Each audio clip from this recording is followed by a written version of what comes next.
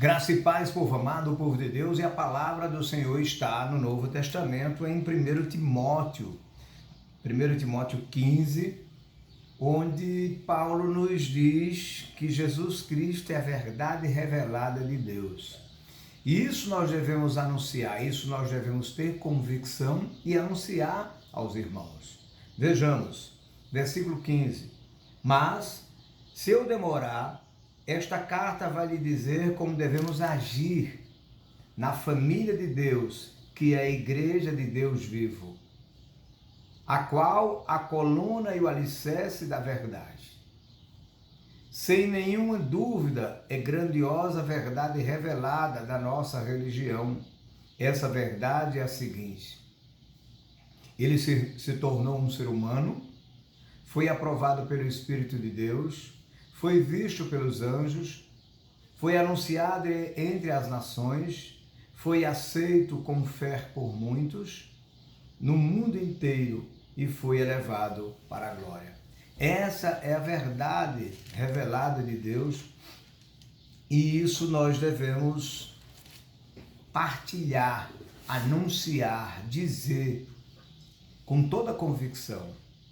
Jesus é sem dúvida a grandiosidade, a verdade revelada de Deus à nossa religião.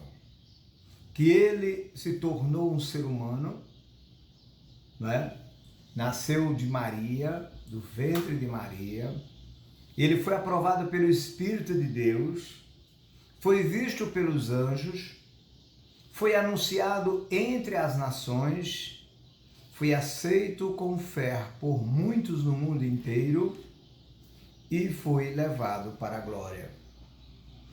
Devemos falar que Jesus, de fato, viveu entre nós, o Verbo que foi encarnado, o Verbo que se tornou carne, o Verbo que andou entre nós, a verdade que foi revelada. O próprio Jesus é a verdade. E ele sentiu tudo o que nós sentimos. Ele só não fez, só não pecou. Jesus sentiu dor, Jesus chorou, Jesus teve preocupação, Jesus se angustiou, Jesus se deparou com situações delicadas, foi injustiçado. Muitas vezes nós ficamos reclamando da nossa vida, da nossa situação, e muitas vezes até murmurando, dizendo que Deus não dá importância, Deus não se importa com a nossa situação. E, no entanto, o Filho amado de Deus, o Filho único de Deus, Deus enviou para transformar a minha vida e a sua. Deus enviou para que Jesus vivesse no meio de nós, convivesse como humano, mesmo sendo o Filho de Deus, o único. E Jesus se entregou para nos redimir ao Pai.